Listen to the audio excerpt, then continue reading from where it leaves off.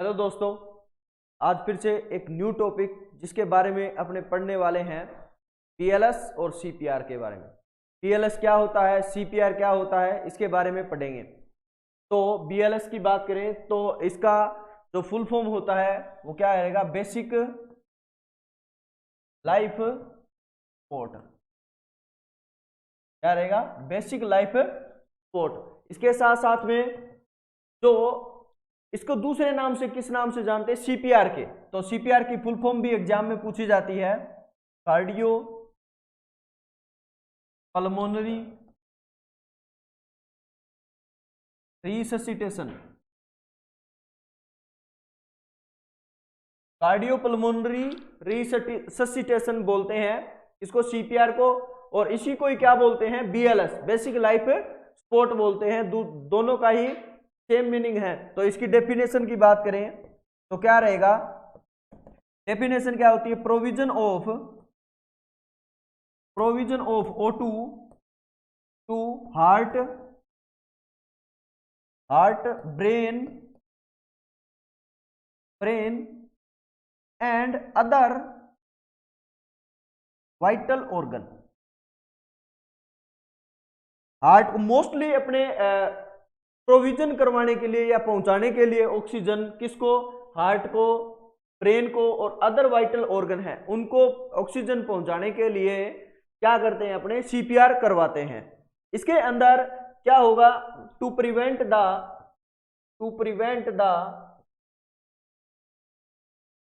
Permanent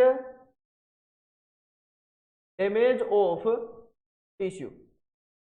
tissue या फिर cell को परमानेंट डैमेज होने से बचाने के लिए अपने क्या करते हैं, अर्ली बेसिक लाइफ सपोर्ट देते हैं या सीपीआर देते हैं। कभी कभार एग्जाम में ये पूछ लेता है कि इसकी सीपीआर की फुल फॉर्म क्या होती है या बीएलएस की फुल फॉर्म क्या होती है, तो ये आपको मोस्टली ध्यान में रखना है। इसके बाद में देखो टेक्निक के बारे में, कि टेक्निक के अंदर अपने जो सीक्वेंस कौन सा यूज करते हैं, सीक्वेंस इसके अंदर करते हैं ए, बी, सी और डी। ये इसके बीएलएस के अंदर या फिर सीपीआर के अंदर ये सीक्वेंस रहता है। कौन सा, सबसे पहले अपने के बारे में पता होना चाहिए, एयरवे के बारे में, फिर ब्रीथिंग के बारे में, और फिर क्या होना चाहिए, सर्कुलेशन के बारे में। और जब कुछ भी नहीं हो सकता तो क्या कर देते हैं, पेशेंट को डिफिब्रिलेटर। तो डिफिब्रिलेशन के बारे में बताओ, एक एक सभी के बारे में पढ़ने वाले। ये तो है सीक्वेंस, सीपीआर के अंदर क्या सीक्वेंस रखते हैं। और एक सीक्वेंस और होती है जिसके अंदर क्या करते हैं, अपने जब सीपीआर आप कंप्रेशन दे रहे हो उस टाइम कौन सा रखते हैं, मतलब आप लिख सकते हो उसको ड्यूरिंग सीपीआर सीक्वेंस यूज। तो इसके अंदर करते हैं CAB।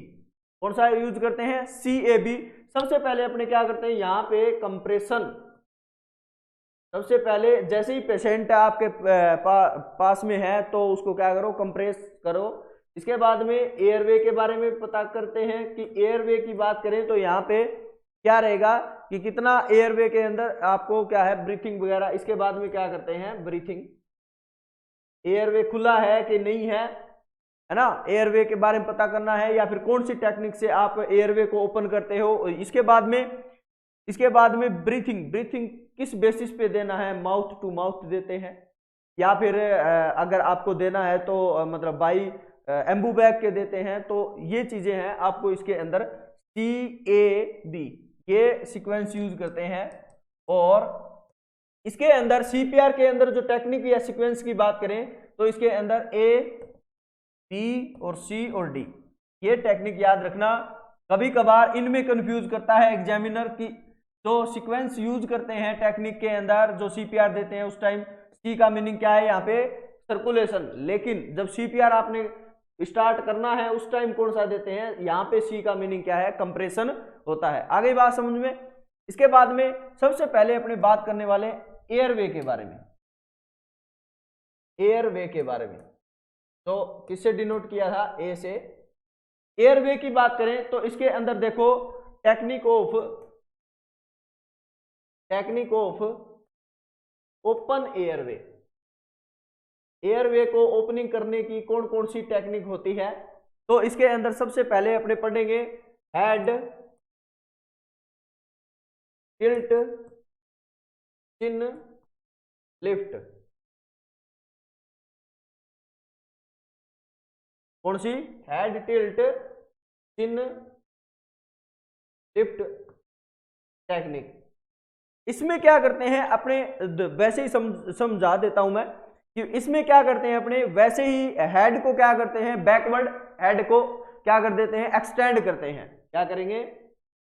बैकवर्ड हेड एक्सटेंडेड, ठीक है। एंड क्या रहेगा, चिन थोड़ी सी क्या करते हैं, चिन द स्पोर्ट, चिन को क्या करते हैं अपने स्पोर्ट करते हैं, ठीक है, थोड़ा सा चिन को स्पोर्ट करते हैं। उसको कौन सी टेक्निक बोलते हैं? हेड टिल्ट चिन लिफ्ट टेक्निक बोलते हैं। इसके साथ साथ में एक और होती है जा थ्रस्ट मैन्युवर। कौन सी? जा थ्रस्ट मैन्युवर। जा थ्रस्ट जो मैन्युवर होता है ये किस में यूज करते हैं? ऐसा पेशेंट जिसको क्या हो, ऐसा पेशेंट जिसको स्पाइनल कॉर्ड इंजरी हो, स्पाइनल कॉर्ड इंजरी हो, उसमें सबसे ज्यादा इसको क्या करते हैं, यूज करते हैं। इसके अंदर क्या करेंगे अपने जा थ्रस्ट मैन्युवर के अंदर कि स्ट्रेट द हेड को बिल्कुल ही स्ट्रेट रखते हैं या फिर फ्लैट रखते हैं। कभी भी हेड का मूवमेंट नहीं करवाते हैं ऐसे करके, मतलब एक्सटेंड नहीं करवाते हैं, ना ही फ्लेक्स करवाते हैं। इसके अंदर क्या करेंगे, बिल्कुल हेड को सीधा रखेंगे और सीधा रखने के बाद में क्या करेंगे अपने कोट द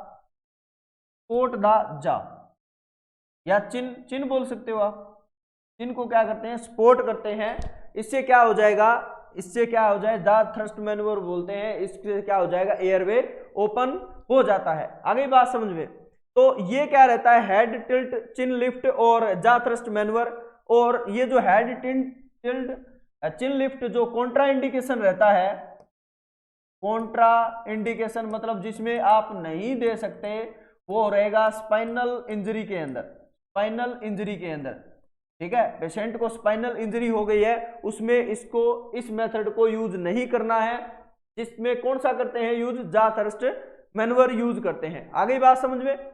इसके बाद में एक होता है हेमलिच मैन्युवर। हेमलिच मैन्युवर कौन सा manoeuvre, Heimlich manoeuvre.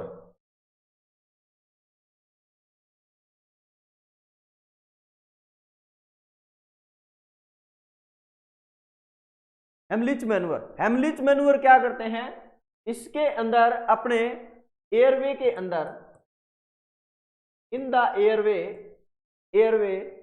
Any foreign body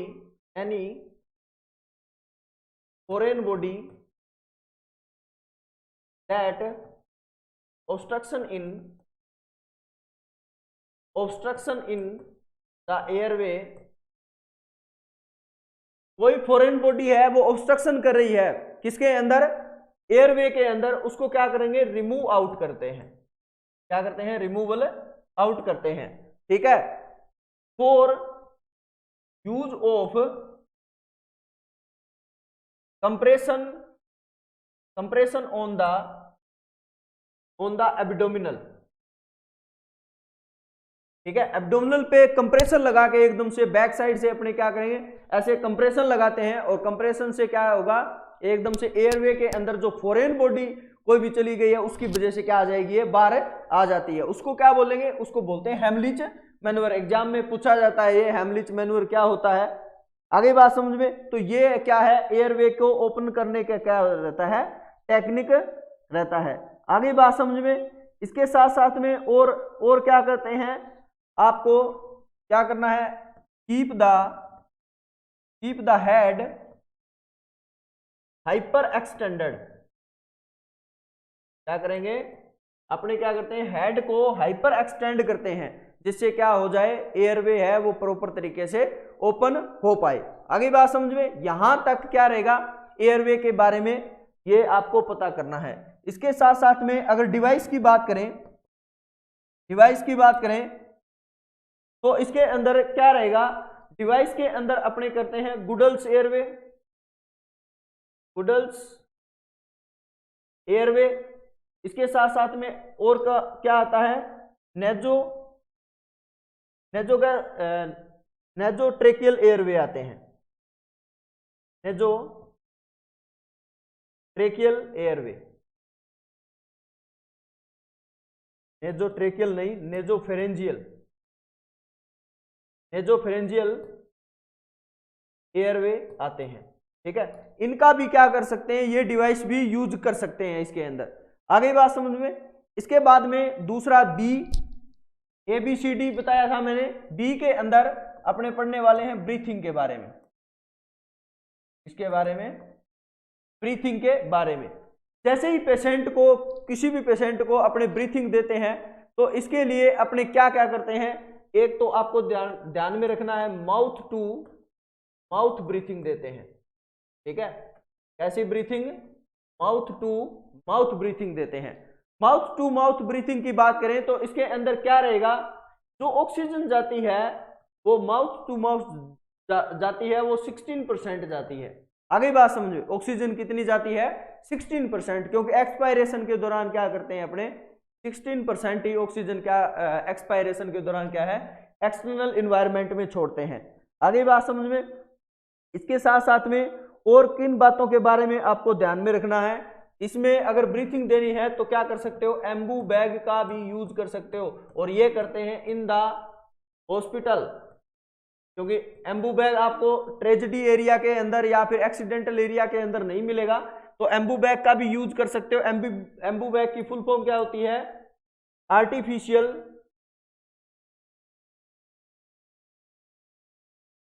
artificial manual breathing unit. क्या होता है, आर्टिफिशियल मैनुअल ब्रीथिंग यूनिट होता है, इसका भी यूज कर सकते हो। इससे जो ऑक्सीजन जाती है, इससे जो ऑक्सीजन जाएगी वो कितनी परसेंटेज जाती है, 100% ऑक्सीजन जाती है। इससे कितनी जाती है, 100% ऑक्सीजन जाती है। इसमें अलग अलग एज में अलग अलग होता है। अगर अडल्ट की बात करें तो इसके अंदर इसका साइज रहेगा 1500 ml, और चिल्ड्रन की बात करें तो इसके अंदर रहेगा 500 ml, और इन्फेंट की बात करें, अगर बच्चा इन्फेंट है तो इसके लिए रहेगा 200 ml। क्या रहेगा, 200 ml का क्या रहता है, एम्बू बैग रहता है। बात करें CPR की, तो CPR के अंदर अपने जो मानते हैं, जैसे कितना देते हैं ब्रीथिंग, तो देखो ब्रीथिंग की बात करें तो अगर एज लेस देन 8 ईयर है, अपने क्या मानते हैं, लेस देन 8 ईयर, मतलब 8 साल से कम वाले को क्या मानते हैं, तो चिल्ड्रन मानते हैं, और 8 साल से ज्यादा वाले बच्चे को क्या मानते हैं, मोस्टली अडल्ट ही मानते हैं। इसके अंदर, किसके अंदर, CPR के अंदर। तो 8 साल से अगर कम वाला बच्चा है तो इसके अंदर अपने क्या करेंगे, अपने 10 to 12 वेंटिलेशन भी बोल सकते हो इसको, और ब्रीथिंग भी बोल सकते हो पर मिनट। कितना यूज करते हैं, अगर 8 साल से कम है तो 10 to 12 ब्रीथिंग या वेंटिलेशन पर मिनट यूज करते हैं। अगर 8 साल से ज्यादा है, सॉरी ये क्या रहेगा, 8 साल से ज्यादा वाले में रहेगा, ये क्या रहेगा, 8 साल से ज्यादा, ये क्या रहेगा, 8 साल से ज्यादा वाले में। और लेस देन 8 ईयर है, लेस देन 8 ईयर है तो ये क्या रहेगा, 20 से 30 वेंटिलेशन पर मिनट, या ब्रीथिंग भी बोल सकते हो। इसके अंदर CPR के अंदर 8 साल से ज्यादा वाले बच्चे में क्या रहेगा, 10 to 12 रहेगा, और 8 साल से कम है तो इसके लिए क्या रहेगा, 20 to 30 वेंटिलेशन या ब्रीथिंग पर मिनट यूज कर सकते हो। आगे बात समझ में। इसके बाद में अपने बात करेंगे सी का क्या होता है, सर्कुलेशन। तो सर्कुलेशन सबसे पहले, अपने सर्कुलेशन सबसे पहले क्या करना होता है, चेक द सर्कुलेशन। और सर्कुलेशन में क्या चेक करते हैं, अपने सर्कुलेशन में चेक करते हैं पल्स। ठीक है, क्या करते हैं, पल्स चेक करते हैं। अगर पेशेंट अडल्ट है, अगर पेशेंट अडल्ट है तो कौन सी पल्स रेट है वो चेक करते हैं। तो कौन सी करेंगे, कैरोटिड पल्स। कौन सी चेक करते हैं, कैरोटिड पल्स चेक करते हैं। और कैरोटिड पल्स के अंदर आपको क्या करना है, ओनली 10 सेकंड ही यूज करना है। आपको अगर सीपीआर देना है उस टाइम आपने इमरजेंसी के अंदर, अगर आप अडल्ट पेशेंट है उसमें कैरोटिड पल्स चेक कर रहे हैं तो कितना टाइम के लिए, 10 सेकंड ही यूज करते हैं। अगर पेशेंट चिल्ड्रन है, अगर पेशेंट चिल्ड्रन है तो कौन सी करते हैं, ब्रेकियल। कौन सी करते हैं, ब्रेकियल यूज करते हैं, ब्रेकियल पल्स। या फिर कौन सी करते हैं, फीमोरल पल्स। कौन सी करते हैं, फीमोरल पल्स, मतलब मॉनिटर करते हैं। अगर छोटा बच्चा है, मतलब बिल्कुल ही इन्फेंट है, तो इसके लिए कौन सी चेक करते हैं, एपिकल पल्स। कौन सी करते हैं, मोस्ट एक्यूरेट कौन सी करते हैं, एपिकल पल्स चेक करते हैं। यहां से क्वेश्चन आता है कि अगर आपने सर्कुलेशन के अंदर अगर पल्स चेक कर रहे हैं तो कौन सी एज में क्या करते हैं, तो अडल्ट पेशेंट है तो कौन सी करेंगे, कैरोटिड, ओनली 10 सेकंड। और चिल्ड्रन है तो ब्रेकियल या फीमोरल। और क्या करते हैं, इन्फेंट है तो कौन सी करते हैं, एपिकल्स पल्स चेक करते हैं। आगे बात समझ में। इसके साथ साथ में अगर चेस्ट कंप्रेशन की बात करते हैं यहां पे कि चेस्ट कंप्रेशन कितना रखेंगे, तो चेस्ट कंप्रेशन, तो चेस्ट कंप्रेशन की बात करें तो इसके अंदर क्या रहेगा, अगर अडल्ट पेशेंट है तो चेस्ट कंप्रेशन जो रहेगा वो रहेगा 100 to 120 कंप्रेशन पर मिनट। कितना रहेगा, 100 to 120 कंप्रेशन क्या रहेगा, पर मिनट के बेसिस पे रहता है। आगे बात समझ में। अगर इन्फेंट या चिल्ड्रन है, अगर पेशेंट है वो इन्फेंट है या फिर चिल्ड्रन है, चिल्ड्रन है तो जो कंप्रेशन रेट जो रहेगी वो 80 to 100 कंप्रेशन पर मिनट रहेगी। ये मोस्टली आपको सबसे ज्यादा एग्जाम में पूछा जाता है यहां से, ठीक है। तो अडल्ट पेशेंट है तो 100 to 120 और इन्फेंट या चिल्ड्रन पेशेंट है तो 80 to 100 कंप्रेशन क्या रहेगा, इसके अंदर रहता है। इसके साथ साथ में depth of compression, depth of compression, depth of compression की बात करें तो इसके अंदर अलग अलग एज के अंदर अलग अलग रहता है। अडल्ट के अंदर जो रहेगा वो रहेगा 1.5 to 2.0 इंच।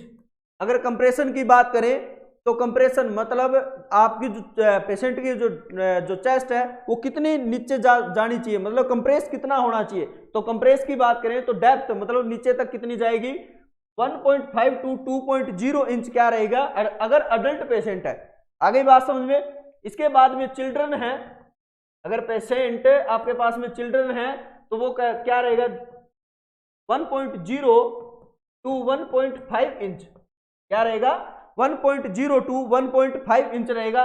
अगर इन्फेंट है, अगर क्या है इन्फेंट है तो क्या रहेगा 0.5 to 1.0 इंच रहेगा। जो डेप्थ रहेगी वो क्या रहेगी, अलग अलग रहती है। हर एक एज में कंप्रेशन भी अलग रहता है, ब्रीथिंग, इसके साथ साथ में पल्स चेक करते हैं वो कौन से में कहां पे करते हैं, तो ये भी क्या रहता है, अलग रहता है। आगे बात समझ में। इसके बाद में अपने बात करने वाले हैं लोकेशन। लोकेशन की बात करेंगे कि लोकेशन कहां कहां पे रहेगा। तो देखो location of CPR, location of the hand बोल सकते हो, हैंड, और सीपीआर के अंदर, सीपीआर के अंदर लोकेशन कहां पे रहेगी। तो लोकेशन की बात करें तो अगर अडल्ट पेशेंट है, अगर अडल्ट पेशेंट है तो लोकेशन क्या रहेगी, लोकेशन की बात करें तो lower one half of the sternum, sternum के लोअर वन हाफ के अंदर अगर आप पेशेंट क्या है, अडल्ट है। अगर पेशेंट इन्फेंट है तो इसमें कौन सा यूज करते हैं, जैसे चिल्ड्रन वगैरह है, चिल्ड्रन के अंदर इसमें यही लोकेशन रहती है। चिल्ड्रन और अडल्ट में लोअर 1/2 मतलब हाफ ऑफ द स्टर्नम रहेगी। अगर इन्फेंट है तो क्या करोगे, between the nipple of breast, breast के जो बच्चे के निप्पल है उसके बीच में क्या करते हैं, अपने कंप्रेशन देते हैं। इसकी क्या रहती है, हैंड की लोकेशन रहती है। आगे बात समझ में। अब देखो यूज, हैंड का यूज मतलब यूज किसका करते हैं, तो हैंड का जब यूज करते हैं तो इसमें कौन से में रहेगा, अडल्ट पेशेंट में अपने क्या करते हैं, हैंड का यूज करते हैं। ठीक है, करें क्या कि डोमिनेंट जो हैंड होता है, डोमिनेंट हैंड क्या रहेगा, लोअर रहेगा। ठीक है, क्या रहेगा, डोमिनेंट हैंड क्या रहेगा, लोअर एंड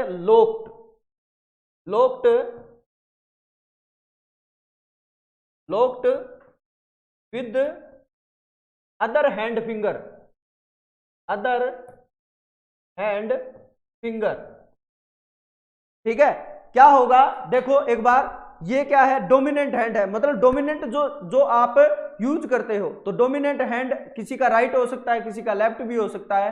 तो डोमिनेंट वो होता है जो सबसे ज्यादा यूज किया जाता है। तो डोमिनेंट हैंड क्या रहेगा, नीचे की तरफ रहेगा, और दूसरे हैंड से, दूसरा हैंड है अनडोमिनेटेड हैंड है, उसके क्या रहेगा, लोअर रहेगा, और उसको जो फिंगर है उसको क्या कर लो, लॉक कर लो ऐसे।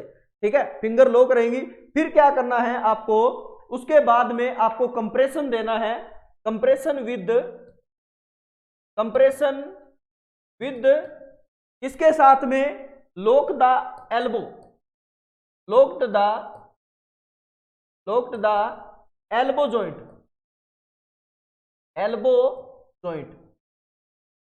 लॉक करना है आपको। लॉक, ये एल्बो जॉइंट है, इसको क्या कर लो, लॉक कर लो, और जो डोमिनेंट हैंड रहेगा वो नीचे रहेगा, और पूरा क्या करना है, बॉडी का प्रेशर लगाना है। आगे बात समझ, ये मोस्टली छोटी छोटी बातें हैं जो आपको ध्यान में रखनी है। आगे बात समझ में। इसके बाद में अगर छोटा बच्चा है, जैसे नियोनेंट है या फिर इन्फेंट है पेशेंट, तो इस कंडीशन में आपको क्या क्या यूज कर सकते हो, या तो 2 फिंगर, या तो क्या करते हैं, 2 फिंगर यूज करते हैं, या फिर क्या करते हैं, ओनली वन थंब। इसका यूज करते हैं, एक थंब का, या तो एक थंब का यूज करना है, और या फिर 2 फिंगर का। आई बात समझो, 2 फिंगर का यूज करो, या फिर किस में क्या करते हैं, 1 थंब का यूज करते हैं। कहां पे, मैंने बताया था अभी, between the nipple of breast पे। ऐसे क्या कर सकते हो आप, ऐसे सीपीआर दे सकते हो। आगे बात समझ में। इसके बाद में देखो रेशियो ऑफ द वेंटिलेशन और compression ratio, compression ventilation ratio, कि किसमें कितना कंप्रेशन वेंटिलेशन रेशियो रहेगा। तो कंप्रेशन वेंटिलेशन की बात करें तो इसके अंदर सबसे पहले आपको पता होना चाहिए कि अडल्ट में कंप्रेशन वेंटिलेशन रेशियो क्या रहेगा।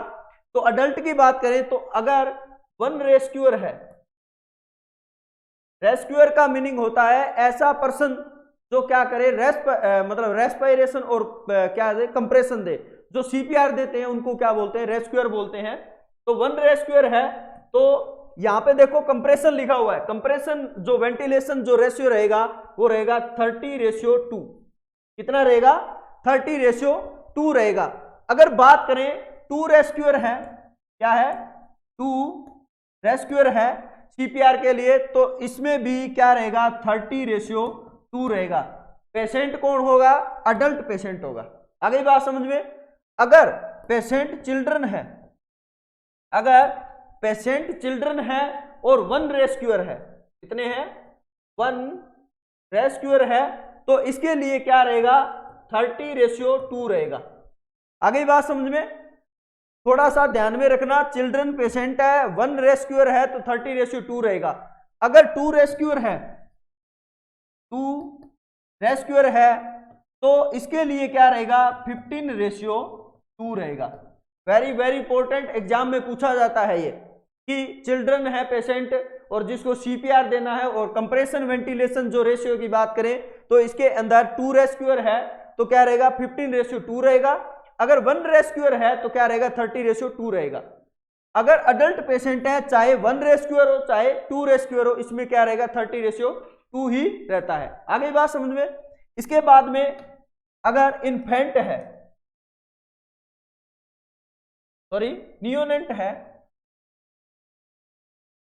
है तो इसके अंदर कंप्रेशन वेंटिलेशन जो रहेगा, कंप्रेशन वेंटिलेशन जो रेशियो रहता है वो रहेगा 3:1। क्या रहेगा 3:1।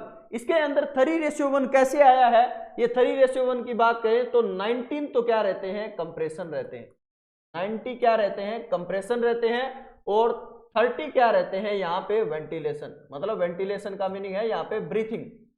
ठीक है, तो 3 से कट गया तो इसका आ गया 1 और इसका आ गया 3, तो क्या रहेगा 3:1 रहता है। एग्जाम में एग्जामिनर क्वेश्चन घुमा देता है। कैसे? आपने पढ़ा हुआ है कि कंप्रेशन वेंटिलेशन रेशियो पढ़ के गए हैं, लेकिन एग्जामिनर ने क्या किया क्वेश्चन के अंदर वेंटिलेशन कंप्रेशन रेशियो पूछ लिया।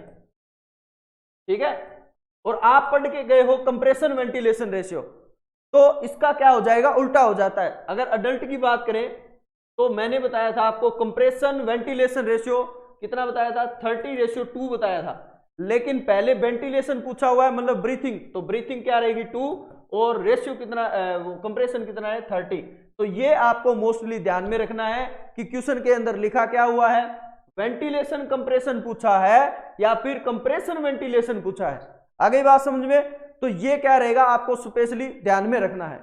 तो ये मोस्टली क्या है, ये यहां से क्वेश्चन पूछे जाते हैं। इसके बाद में कंप्रेशन के बारे में बात कर ली, लाइक सर्कुलेशन के बारे में और कंप्रेशन के बारे में बात कर ली। इसके बाद में अपने करेंगे इसके बारे में बात, डी में क्या बताया था, डिफिब्रिलेशन की बात करें तो मोस्टली जो इसका ट्रीटमेंट ऑफ चॉइस रहता है, ट्रीटमेंट ऑफ जो चॉइस रहता है वो किस में होगा, या तो बीटी के अंदर होगा या बीएफ के अंदर होगा। बीटी और बीएफ का मीनिंग है यहाँ पे वेंट्रिकुलर टेकिकार्डिया। क्या रहता है, वेंट्रिकुलर टेकिकार्डिया रहता है। और बीएफ के क्या मीनिंग है यहाँ पे, वेंट्रिकुलर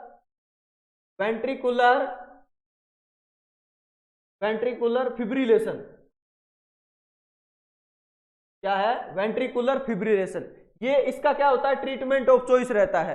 पेशेंट को बीएफ वेंट्रिकुलर टेकिकार्डिया है या फिर वेंट्रिकुलर फिब्रिलेशन है, इस कंडीशन में आपको क्या डिफिब्रिलेट करना ही करना पड़ेगा पेशेंट को। ठीक है, तो डिफिब्रिलेट की बात करें तो इसके अंदर 2 टाइप का क्या होता है, ये डिफिब्रिलेटर होता है। कभी कभार इसमें है ना एक शॉर्ट फॉर्म देते हैं जिसका नाम है AED। ठीक है, AED की कभी कभार क्वेश्चन ये इसका फुल फॉर्म पूछ लेता है, तो AED की फुल फॉर्म जो होती है वो क्या रहेगी, ऑटोमेटेड एक्सटर्नल डिफिब्रिलेटर।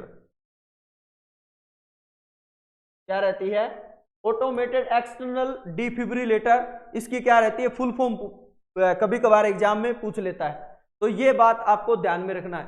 तो देखो डिफिब्रिलेटर कितने टाइप के होते हैं, type of defibrillator. Type of defibrillator की बात करें तो ये क्या होता है, 2 टाइप का होता है। सबसे पहले देखो मोनोपोलर, कौन सा, मोनोपोलर और बाइपोलर। मोनोपोलर और बाइपोलर की बात करें तो इसके अंदर ऐसा नहीं है कि इसमें पैड क्या होंगे, एक होंगे, या फिर मोनोपोलर में 1 होंगे और बाइपोलर में 2 होंगे, नहीं ऐसा कुछ नहीं है। इसके अंदर करंट पे डिपेंड करता है, ये करंट के बेसिस पे क्या है डिवाइड किया हुआ है। तो जैसे अगर अपने बात करें तो ये क्या है, हार्ट है। ठीक है, हार्ट के अंदर अगर बात करें तो एक पैड यहां पे लगा दिया और दूसरा पैड क्या लगाया है यहां पे। ठीक है, तो दोनों पैड के बीच में अगर बात करें तो इसके अंदर जो करंट जाएगा वो फर्स्ट टाइम ही जाएगा। क्या जाएगा? पहली बार एक टाइम ही, मतलब मोनोपोलर का मीनिंग है एक बार करंट जाएगा, इसके बाद में वो क्या हो जाएगा? डिसअपीयर हो जाता है, उसको बोलते हैं मोनोपोलर। और इसमें सबसे पहले जो यूज करते हैं वो कितनी जूल यूज करते हैं? तो जूल की बात करें तो जो जूल यूज करते हैं सबसे इसमें तो सबसे पहले 360 जूल यूज करते हैं। ठीक है, कितनी यूज करते हैं? 360 जूल यूज करते हैं। आगे बात समझ में, अगर आपने कौन सा किया है यूज? मोनोपोलर। आगे बात समझ में, अगर बाइपोलर यूज किया है आपने तो बाइपोलर का मीनिंग क्या है? बाइपोलर इसमें भी क्या होते हैं? टू पैड होते हैं। क्या होते हैं? टू पैड होते हैं। तो इसके अंदर जो मूव करता है वो पहले कौन सा करेगा? एक बार क्या किया है? करंट मूव किया है, फिर इसी पोलर से वापस इसी पोल के ऊपर आ जाता है। ठीक है, इसीलिए इसको क्या बोलते हैं? बाइपोलर बोलते हैं। और इसके अंदर सबसे पहले जो जूल यूज करते हैं वो रहेगा 200 जूल। ठीक है, सबसे पहले कौन सा यूज करते हैं? सबसे कितना जूल यूज करते हैं? 200 जूल। अब देखो 200 जूल पहले एक बार इधर ट्रांसफर हुआ है, one pole to second pole, मतलब one pad to second pad, और दूसरी बार second pad to one pad वापस यूज मतलब ट्रांसफर हुआ है करंट, वो भी 200 जूल। आगे बात समझ में। और इसमें क्या हो रहा है? वन टाइम, मतलब वन टाइम ही हो रहा है। वन टाइम कितना हो रहा है? 360 जूल। तो आपको मोस्टली ये ध्यान में रखना है कि मोनोपोलर के अंदर सबसे पहले कौन सा सबसे पहले कितना जूल यूज करते हैं और बाइपोलर के अंदर कितना जूल यूज करते हैं। अगर इसकी सीक्वेंस की बात करें तो कैसे कैसे करते हैं, कभी कभार एग्जाम में डायरेक्ट पूछ लेता है कि इसकी सीक्वेंस क्या रहेगी, कितने जूल पहले यूज करेंगे, बाद में कितने जूल, फिर बाद में कितने जूल और कितने जूल। तो इसके अंदर सबसे पहले फर्स्ट टाइम जो जूल यूज करते हैं वो 200 जूल करते हैं। फर्स्ट टाइम जो यूज करते हैं वो 200 जूल। सेकंड टाइम अगर पेशेंट रिस्पॉन्स नहीं दे पाया, एक बार आपने 200 जूल यूज किया, पेशेंट कोई रिस्पॉन्स नहीं दे रहा है, मतलब रिकवर नहीं हो पा रहा है, तो कितना देंगे? 300 जूल। कितना यूज करते हैं? 300 जूल यूज करते हैं। और थर्ड टाइम की बात करें, अब भी पेशेंट क्या है? कोई रिस्पॉन्स नहीं दे पा रहा है, तो लास्ट में 360 जूल यूज करते हैं। कभी कभार ये भी सीक्वेंस पूछ लेता है। आगे बात समझ में। इसके बाद में अगर बात करें तो बच्चे के अंदर अगर आपको यूज करना है, जैसे इन्फेंट है, चिल्ड्रन है, तो इसके अंदर बॉडी वेट के अकॉर्डिंग यूज करते हैं। तो कितना यूज करते हैं? बॉडी वेट के अकॉर्डिंग। तो मतलब चिल्ड्रन है या फिर इन्फेंट है, ठीक है, तो इसके अंदर जो यूज करते हैं वो 2 जूल पर केजी। 2 जूल पर केजी। एग्जाम में क्वेश्चन पूछा हुआ है कि पर केजी के बेसिस पे बच्चों के अंदर या चिल्ड्रन के अंदर अगर आपने करंट यूज कर रहे हो या फिर डिफिब्रिलेटर कर रहे हो तो इसमें क्या है, इसमें कितना यूज करते हैं? तो 2 जूल पर केजी के बेसिस पे अपने क्या करते हैं? करंट यूज करते हैं। तो ये क्या था? डिफिब्रिलेटर। और इसके अंदर आपको मैंने एक बताया था एईडी की फुल फॉर्म, एग्जाम में पूछा जाता है एईडी की फुल फॉर्म। आगे बात समझे। इसके बाद में जब अपने डिफिब्रिलेटर करते हैं तो उस टाइम 3 वर्ड बोले जाते हैं। जब ये डिफिब्रिलेटर प्रोसीजर किया जाता है तो पहले सबसे पहले क्या बोला जाता है? I clear. क्या बोलते हैं? I clear. मतलब मैं क्या हूं, इस जो भी जिसके ऊपर आप डिफिब्रिलेटर कर रहे हो, जो बेड के ऊपर पेशेंट सोया हुआ है ना, उससे क्या आई क्लियर का मीनिंग मैं दूर हट गया हूं। You clear. यू क्लियर का मीनिंग आप भी क्या हो जाओ, इससे दूर हो जाओ। आगे बात समझ में। You clear, I clear, you clear और ऑल क्लियर। क्या बोलते हैं? ऑल क्लियर, मतलब सारे दूर हो गए। फिर उसके बाद में क्या करते हैं? अपने एकदम से क्या करते हैं? पैड लगा देते हैं। आगे बात समझ में। तो ये क्या रहता है? डिफिब्रिलेटर। तो यहां से बहुत सारे क्वेश्चन पूछे जाते हैं। आज के लिए बस यहीं तक। Thank you.